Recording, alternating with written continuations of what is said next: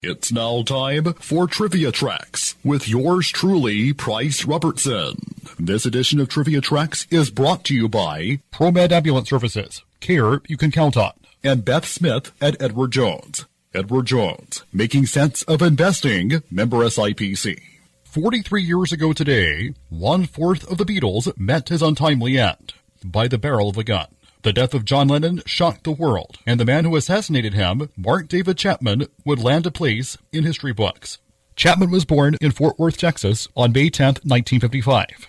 Raised in Decatur, Georgia, he grew up in a volatile household. His father, a staff sergeant in the Air Force, was physically abusive towards his mother and unloving towards him.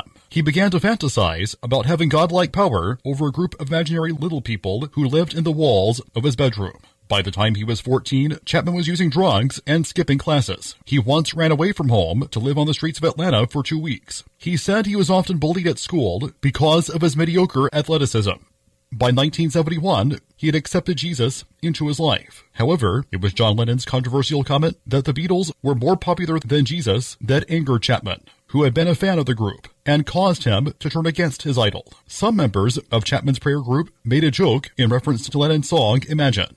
It went, imagine if John Lennon was dead. Chapman's childhood friend, Miles McManus, recalled that he believed the song was communist. He then developed a series of obsessions, including artwork and the music of Todd Rundgren. J.D. Salinger's novel, The Catcher in the Rye, took on such personal significance for him that he wished to model his life after the novel's protagonist, Holden Caulfield. Chapman also contemplated killing other public figures, including Johnny Carson, Ronald Reagan, Elizabeth Taylor, and Lennon's fellow Beatle, Paul McCartney. Though he had no prior criminal convictions, he had just resigned from a job as a security guard in Hawaii. On the night of December 8, 1980, John Lennon walked into the archway of his apartment building at the Dakota Hotel in New York City when Chapman shot Lennon from a few yards away with a Charter Arms undercover .38 special revolver.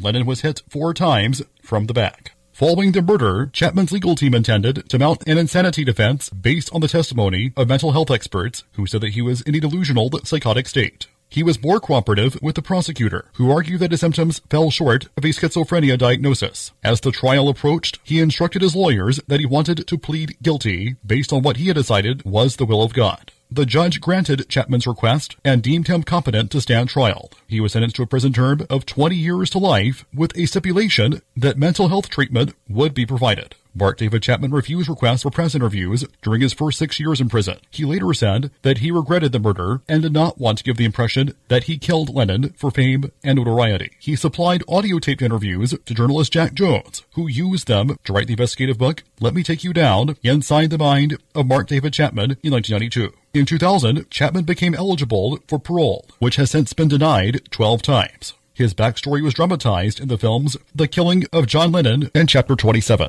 Till next time, I'm Price Robertson.